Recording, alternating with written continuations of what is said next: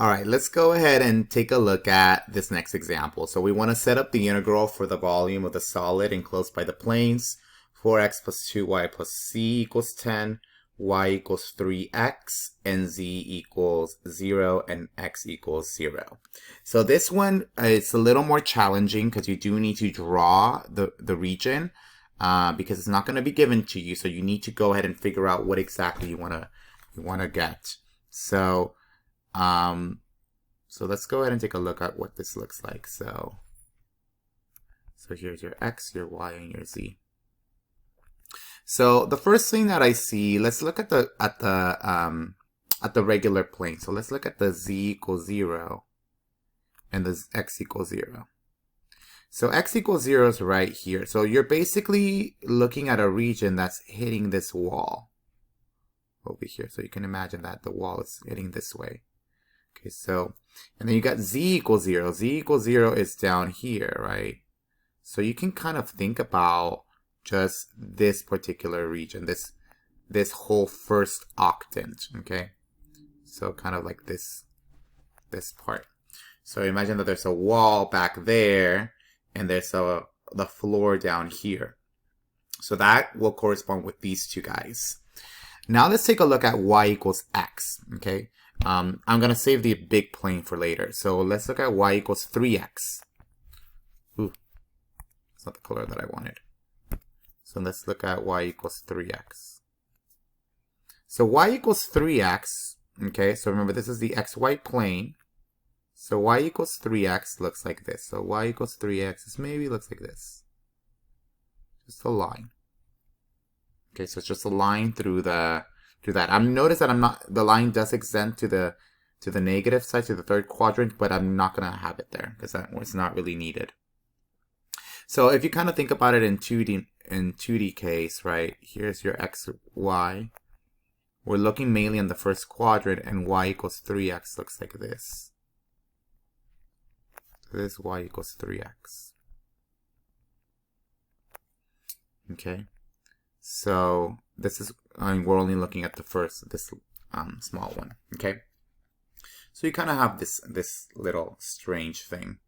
And obviously this is going to be a plane, right? Because notice that this at y equals 3x is going to be a plane in 3 dimensions. So this is probably slicing through the graph. Now, before I start doing everything, let's go ahead and look at the very last one. So the very last one is this big plane, the 4x plus 2y plus z equals 10. Now, if you remember how I told you to graph these guys, it's better to just look at the x and y and z intercepts. Okay, so let's go ahead and look at the z intercept. So you can see I can let x and y equal 0. So you'll get that z equals 10. Okay, so this is going to go all the way up to 10. You're going to look at now y equals z equals 0. So y and z goes to 0, so you get 4x equals 10. Divide by 4. You get that x is about 2.5. So that means here, 1, 2, 3. 2.5 is around there.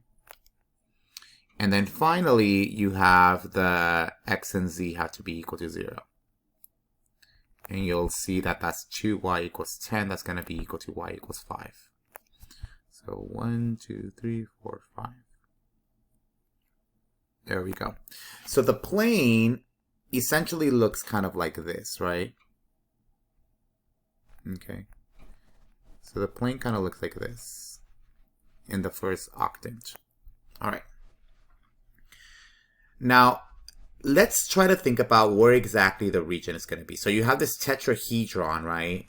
It looks kind of like a little triangle, a triangular prism. You got this bottom floor on the bottom. You got this back part, and you also got this plane, or this line. Now, this line is going to slice through this plane for sure. Okay? So you got this guy. It's just going to go ahead and slice right through it. Okay? So it's just going to slice it. So this guy, let me go ahead and imagine that.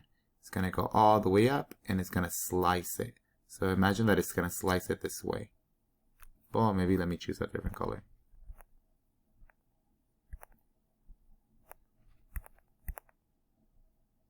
Oh gosh. Okay, so this guy is just going to slice the graph. It's blue. Okay, so it's going to slice this thing. So basically, we need to kind of determine, am I going to be looking at this region or am I going to be looking at this region? Well, I'm hoping that you're saying the second one, this guy, because this guy, we are not looking at the y equals 0. This second region is the one that has the x equals 0 and the z equals 0. So it has both the floor and the wall that we want in the background. So this guy over here on this side can go away. Ooh. Okay, so if it'll let me make it go away.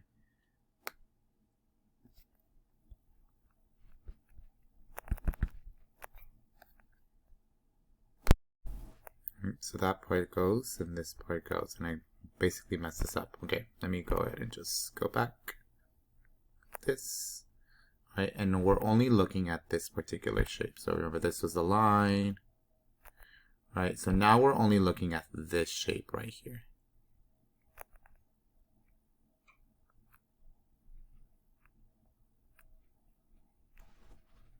So that is the volume that we're looking at, okay? So now let me get rid of this part too. I don't need that part. All right, so we have come up with the shape that we need. Okay, so that's the volume that we're really looking at. So this volume, you got this top part, which is your plane. You got this side part, which is the y equals 3x, where it's slicing through that plane. You got this bottom portion, which is what's part of the original plane, and you got the bottom and the side. All right, now all we really got to do is figure out where exactly, how are we going to integrate this, okay? So we know that we're going to integrate the plane, right? We want to find the volume that's all below the plane. So let's go ahead and make this so that you got z by itself. So I'm going to move the 4x and the 2y over. So you're going to get negative 4x, negative 2y plus 10. All right, so this is going to be the double integral. All right, so negative 4x minus 2y plus 10, okay? All right, and now we have to figure out the region, okay? And that can be really tricky. All right, so now we got to figure out what exactly is happening on the xy plane. So here's the xy plane. Let's figure out what exactly is happening there. So if you look at the xy plane, there's two different lines that are kind of like connecting each other. So you got this line and this line, okay?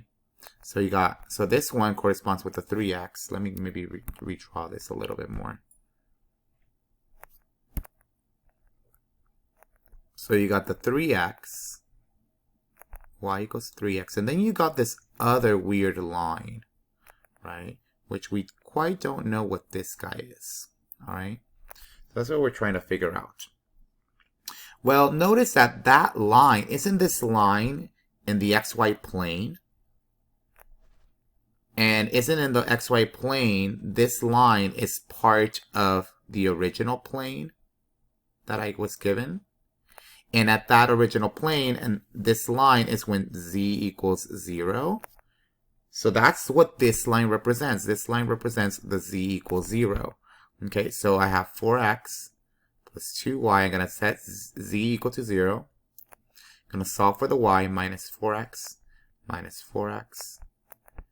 2y equals negative 4x plus 10.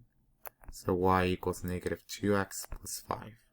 So this guy is y equals negative 2x plus 5. And now that I have that, I can go ahead and figure out what my limits of integration would be. I think case 1 would probably be the easiest one. So I'm going to draw an arrow going this way.